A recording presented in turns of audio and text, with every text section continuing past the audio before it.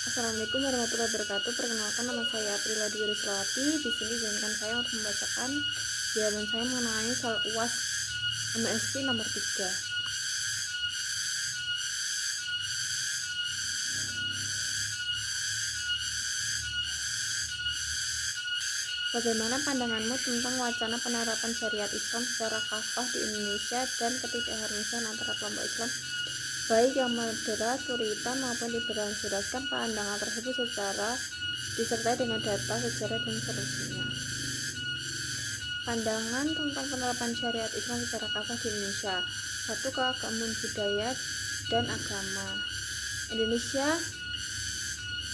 adalah negara dengan keragaman budaya, etnis, dan agama yang sangat besar.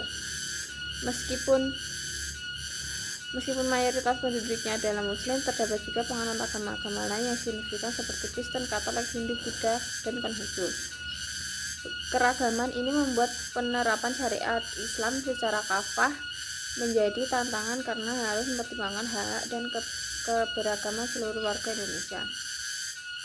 Sejarah dan konstitusi. Sejak awal kemerdekaan, pendiri bangsa Indonesia telah memilih untuk mendirikan negara berdasarkan Pancasila, bukan negara agama.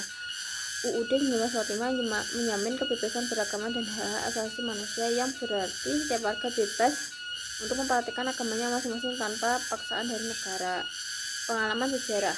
Indonesia memiliki pengalaman sejarah dengan konflik berbasis agama seperti konflik di Maluku dan Poso pada akhir 1990-an hingga 2000-an, yang menunjukkan bahwa penerapan syariat Islam secara kafah tanpa memperhatikan keragaman dan toleransi memicu konflik sosial yang serius. Ketidakharmonisan antar kelompok Islam. 1. Kelompok moderat. Kelompok ini yang sering mewakili oleh organisasi seperti Nahdlatul Ulama dan Muhammadiyah, biasanya pendukung Pancasila dan UUD 1945 sebagai dasar negara. Mereka percaya bahwa Islam dapat dipraktikkan dengan baik dalam kerangka negara yang plural dan sekunder, selama hak beragama dijamin dan dihormati. Yang 2. Kelompok Puritan.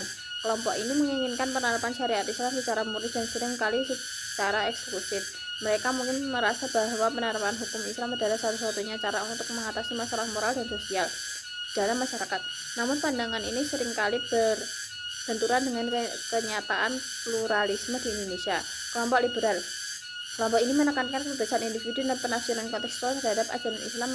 Mereka sering memperjuangkan hak minoritas dan kesetaraan gender yang kadang-kadang bertentangan dengan pandangan kelompok Puritan.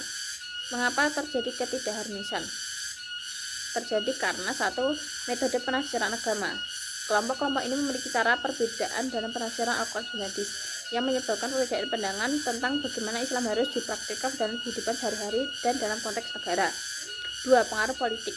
Politik identitas sering dimainkan oleh berbagai kelompok untuk memperoleh dukungan yang sering berbentuk perbedaan dan memicu ketegangan antara kelompok.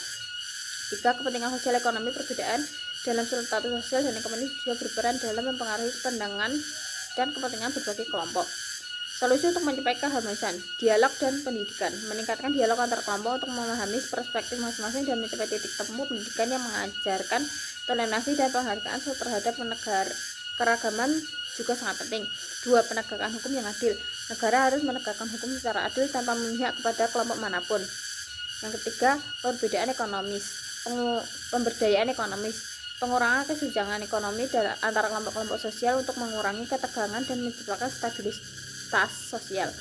4. Peran organisasi keagamaan. Organisasi keagamaan besar seperti NU Muhammadiyah dapat berperan sebagai jembatan antara kelompok-kelompok yang berbeda pandangan, mendorong moderasi dan toleransi. Yang kelima, media dan informasi. Media harus berperan dalam menyebarkan informasi yang akurat dan menghindari penyebaran berita yang memicu konflik. Media juga harus mempromosikan dialog dan toleransi antar kelompok. Terima kasih. Wassalamualaikum warahmatullahi wabarakatuh.